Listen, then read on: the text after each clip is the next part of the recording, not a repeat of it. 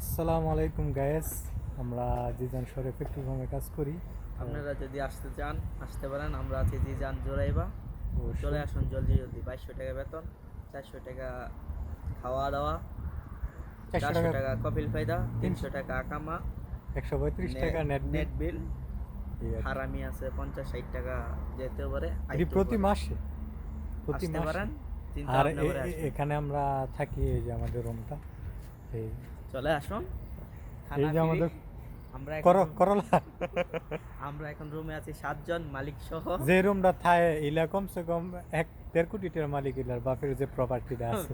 অথচ আমরা থাকলে রুমটার অবস্থা দেখেন। আমরা এই রুমে তাই এখন তো বাইরের থেকে তো যাই ঠিক আছে, কিন্তু রুমের ভিতরে গেলে মশার তো কামড় খাইতে খাইতে অবস্থা মশা আর মারাত্মক খারাপ। উলুস, দ্বিতীয়ত উলুস। সৌদি আরবে আসবেন কোম্পানিতে, কোনো ফ্রি ভিসা আসবে না।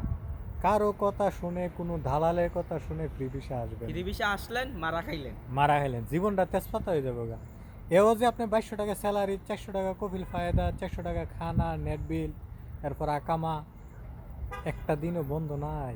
12 ঘন্টা ডিউটি করতে হবে আপনাকে, প্রত্যেক দিন 12 ঘন্টা ডিউটি করতে হবে। তারপরে কপিল তামিনাত এই বক্কর বক্কর সকর করে করে টাকা আপনার তো বহুত টাকা টাকা টাকা নেব। কপিল বলবে এই মাসে এই অথচ টাকা দেই, যখন টাকা দেই। আপনার ভিসা বিক্রি করবে, তারা বলবে স্যালারি 2200 টাকা, 2200 টাকা পুরুন 32 টাকা হিসাব দিবে। এরপর আপনি হিসাব করে দেখবেন 60-70 হাজার টাকা হয়ে যাবো গা।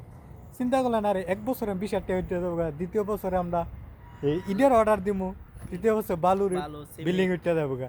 কিন্তু এখানে এসে মারা খাইতে খাইতে আপনার জীবন তেজপাতা হয়ে যাবো গা। আজকের জন্য এতটুকুই। মূল্যবান কথা বেশি বলা যায় না।